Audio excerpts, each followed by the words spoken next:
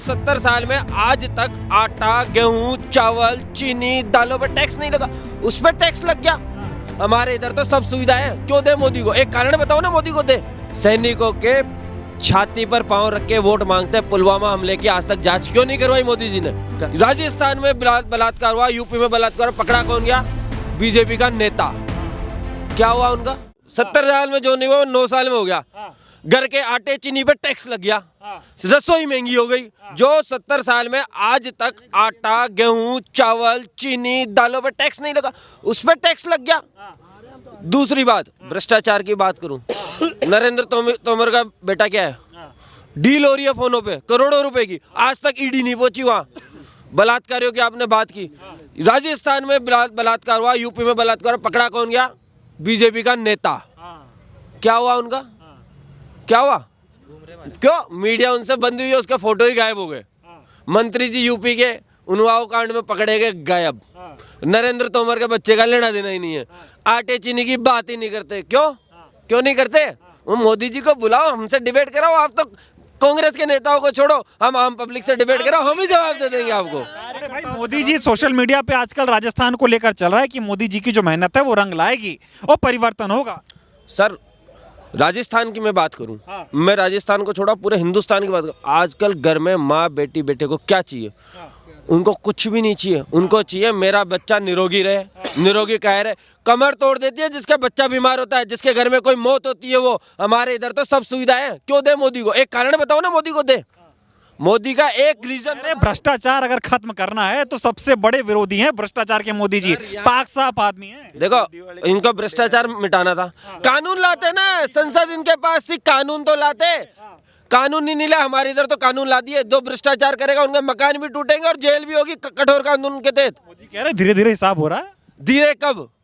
जब सर पे चढ़ जाएगी तब। पानी तो गुजर चुका है, देश का बंटा डार हो गया, देश कर्जे में चला गया। जितना कर्जा नहीं था उसके 10 गुना कर्जा हो गया, और वो आम आदमी के जेब पर बाड़ी पड़ा है। कह रहे हैं मोदी जी विकास हो रहा है, देश की तरक्की हो रही, रोड बनवा दिया, रेल चल रही है, वंदे भारत। बताइए, बुलेट ट्रेन की बात कर रहे हैं, वो विकास नहीं हुआ? आपने देखी है बुलेट ट्रेन? वो कह रहे आएगी। कब आएगी? अब मेरे को तो ये लगता है जब भगवान बुलेट ट्रेन आए ना तो सब आप आ जाना। बुलेट अब जब आए तब बात करना। यहाँ तो सब कुछ ऑलरेडी राम राज्य के रूप में गहलोत जी ने दे दिया है। आपको पता है? बताना चाहूँगा सर, आपको बताना चाहूँगा, बुलेट ट्रेन का आपने बहुत ही अभी उदाहरण हमें दिया। अशोक गहलोत जी ने राजस्थान, तो जिसमें पिछड़े राज्यों में गिनती होती थी राजस्थान की, तो ज़्यादा लंबी चौड़ी बातें नहीं, जिस पे ग्राउंड वर्क की हम बात करें। मैं भी शिक्षित हूँ, सभी वर्ग के लोग यहाँ पे मौजूद हैं। गुजरात से पहले अशोक गहलोत जी ने मेट्रो जयपुर के अंदर चला दी थी, आपको ध्यान हो तो।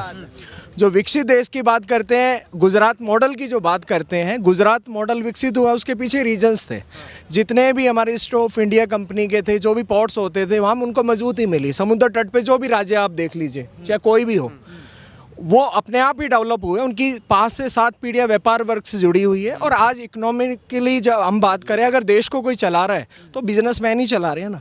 सर, 2G घोटाले की बात आप करते थे, मैं मानता हूँ एक शिक्षित उम्मीदवार होने के साथ साथ शिक्षित कार्यकर्ता या किसी भी रूप में मान लीजिए कि घोटाले की अगर हम बात करें तो घोटाले ऐसा नहीं है कि नहीं होते हैं। मैं बिल्कुल मानता हूँ घोटाले होते हैं, उनकी जांच परख भी होती है। 5G जियो की बात करें, आप सोचिए सर, देश भर के अंदर आप ऐसा सोचिए कि सरकारी प्रॉपर्टीज़ के अंदर टावर लग रहे हैं। पहले ये होता था कि अगर वोडाफोन या कोई सी भी कंपनी अगर किसी प्राइवेट प्रॉपर्टी भी अगर टावर लगाती थी तो उसका विरोध होता था 10 जगह, और परमिशन लेनी पड़ती थी राज्य सरकार से, सेंट्रल गवर्नमेंट से। पर जब जियो को लॉन्च किया गया नोटबंदी से ठीक 6 महीने पहले, सर, पूरा जो ब्लैक पैसा जो हम बोलते हैं उसको वाइट कर दिया गया। और उसके बाद सारे बिजनेसमैन क्लास को, चाहे वो व्यापारी वर्ग हो, सबको तोड़ दिया गया।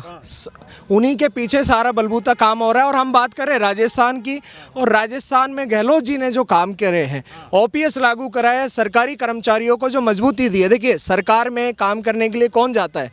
सरकारी काम करने के लिए इसलिए जाता है, प्राइवेट में भी पैसा है, प्राइवेट व्यापार में भी पैसा है, पर सरकार में इसलिए काम करने के लिए जाता था ताकि उसके परिवार को, उस व्यक्ति को संबल मिले, उसकी 4 पीढ़ियां उसके साथ गुजारा कर सके, क्योंकि समय अच्छा और बुरा किसी भी प्रकार का हो सकता है, इसलिए मजबूती होती थी। ऐसा क्या कमी रह गई सरकार में जो ओपीएस जैसी स्कीम को बंद कर दिया गया? पेंशन क्यों नहीं मिलनी चाहिए? आज मैं मेरे पिताजी वर्ग की बात करता हूँ, प्राइवेट में 60 साल की काम करने के बाद आज उन्हें 4,000 रुपये पेंशन मिल रही है, जो भी उनका फंड था। आप बताइए कि अगर मान लीजिए किसी घर में किसी के बेटा नहीं है, किसी के बेटे नहीं है, तो उनको पालने का कौन काम करेगी? सरकार क्या इसकी जिम्मेदारी लेगी? गहलोत जी ने ये जिम्मेदारी ली है, पेंशन को मजबूत करा है। स्वास्थ्य, आज आप देखिए सर, कोविड से पहले जितने भी आपके मेडिकल के कार्ड बनते थे, 2 लाख 4 लाख रुपए की लिमिट होती थी प्राइवेट एजेंसियों की। 4 लाख रुपए में इलाज भी होता था, 10 दिन भर्ती भी हो जाता था। कोविड में समस्या का पता चला, कोविड में ये पता चला कि 4 लाख रुपए की तो कोई वैल्यू नहीं है। गहलोत जी ने चिरंजीवी योजना लागू करके 25 लाख रुपए तक, किसी भी राज्य में अगर ऐसी कोई गारंटी चलती हो, और गारंटी नहीं सर, सभी अस्पतालों को जोड़ा। जब गहलोत जी हर एक बंदे के लिए, राजस्थान के हर एक बंदे के लिए जब खड़े रहे थे कि आम जन को 2 से 3 चीज़ें चाहिए, पहली है उसका स्वास्थ्य, दूसरी है उसकी शिक्षा और मूलभूत सुविधाएं। इससे 3 से बढ़कर किसी को कोई जरूरत नहीं है, सर्वगुण संपन्न इंसान खुद हो सकता है। तो पहली हेल्थ स्कीम जो लॉन्च करी, उसको बढ़ाकर अब 50 लाख करने जा रहे हैं, और प्राइवेट हॉस्पिटल को भी इसके अंडर में लेके आए। जो प्राइवेट हॉस्पिटल डॉक्टर्स, आज आपके माध्यम से आपको धन्यवाद देना चाहता हूं कि आप ग्राउंड पे उतर के आज ये मीडिया का अपना जो दर्द है, ये पेन है जनता का, वो आप दिखा रहे हैं। आज मैं उन नेशनल मीडिया से पूछना चाहता हूं, वो किसके ऐसे पिंजरे में बंद है कि जो रोड तक नहीं आ पा रही है, संवाद नहीं कर पा रही है लोगों से? क्यों? क्योंकि हो सकता है जो ग्राउंड पे उतर के काम करे, कि उनका तो अगर ग्राउंड पे उतर के जिस दिन काम कर लेंगे तो नेशनल टैग उनके वहाँ से नाम से हट जाएगा, उनकी टीआरपी डाउन आ जाएगी सर। तो स्वास्थ्य, दूसरी बात मैं आपको करना चाहूँगा सर, शिक्षा की अगर क्षेत्र की हम बात करें तो आप देखिए सर, राजस्थान तो पिछड़ा हुआ वर्ग है। आप इसकी टोटल आप इसकी शिक्षित वर्गों की बात करेंगे तो सर, राजस्थान के अंदर IIT लेके आने वाले कौन थे सर? केंद्र सरकार। आज एम्स का हॉस्पिटल है सर, लेके कौन आया सर? बीजेपी की गवर्नमेंट आई सर।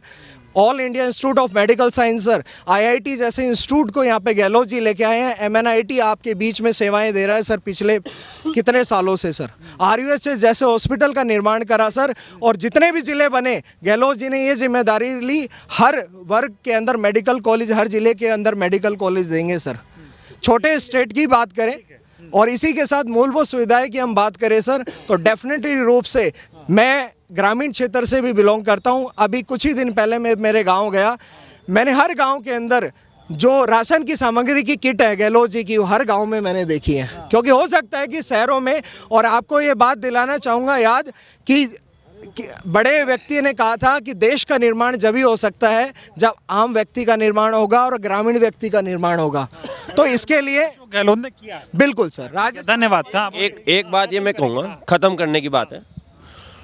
मोदी जी और उनके मंत्रिमंडल के लिए एक कहावत है, एक उल्लू काफी था बर्बाद गुलिस्ता करने को मंत्रिमंडल के लिए। यहाँ हर साख पे उल्लू बेटा, हाले गुलिस्ता क्या होगा? कारण सैनिकों के छाती पर पांव रख के वोट मांगते हैं। पुलवामा हमले की आज तक जांच क्यों नहीं करवाई मोदी जी ने? करवाओ, पता चल जाएगा वास्तविकता क्या है। इन उल्लुओं की बारात जनता निकाल देगी। एक बार पुलवामा की जांच तो कराओ। आखिरी सवाल पूछूंगा, ये बताइए, अभी मोदी जी कह रहे हैं 2 लाख रोजगार दूंगा। आइए आपसे सवाल करूंगा। हाँ, कह रहे 2 लाख रोजगार देने की बात कर रहे हैं मोदी जी। आप कह रहे हैं फिर जो गरीब बेटियां हैं उनको भी 2 लाख रुपए का सेविंग फंड देंगे। देखिए, पहली बात तो मैं आपको ये कहूँगा कि मोदी जी ने जो वादे किए हैं वो उतने ही सच्चे हैं जितना अमित शाह जी ने स्टेज पे कहा था कि ये तो एक जुमला था और अपने आप को जुमला पार्टी घोषित किया था। अब मैं एक किसान वर्ग से आता हूँ, तो मैं आपके माध्यम से ये पूछना चाहता हूँ कि 2018 में अजमेर में जब मोदी जी आए थे और उन्होंने जब ये कहा था कि ERCP को मैं राष्ट्रीय परियोजना घोषित कर दूंगा, तो क्या वो एक वादा नहीं था क्या? उस वादे का अब तक क्या हुआ? और जब उसकी DPR 2017 में माननीय वसुंधरा जी की सरकार ने बन चुकी है, तो अब तक उसको क्रियान्वित क्यों नहीं किया गया है? राजस्थान का किसान केंद्र की ओर देख रहा है कि जब इस केंद्र सरकार की तरफ से राहत आएगी, पानी आएगा और सिंचाई विभाग को मजबूती मिलेगी, तब जाके किसान वर्ग खुश होगा। लेकिन वो केवल और केवल अपने जो 2-4 बंधु हैं जो आप किसानों की आय दोगुनी करने आए थे। दुगनी कर दी ना, मैं वही तो कह रहा हूँ, उनका दर्द दुगना कर दिया उन लोगों ने, दुगना नहीं तिगना चौगुना कर दिया। किसान दर्द के मारे करा रहा है, चिल्ला रहा है, उनको गालियाँ दे रहा है, लेकिन वो केवल ढकोसलीबाजी करना जानते हैं। और आप भ्रष्टाचार की बात कर रहे हो तो मैं उसके लिए कहना चाहूँगा कि जिस दिन आप प्रधानमंत्री राहत कोष की CAG से ऑडिट करवा देंगे, उस दिन दूध का दूध पानी का पानी हो जाएगा। हाँ ठीक है, बहुत बहुत धन्यवाद आप सभी का, बहुत बहुत धन्यवाद।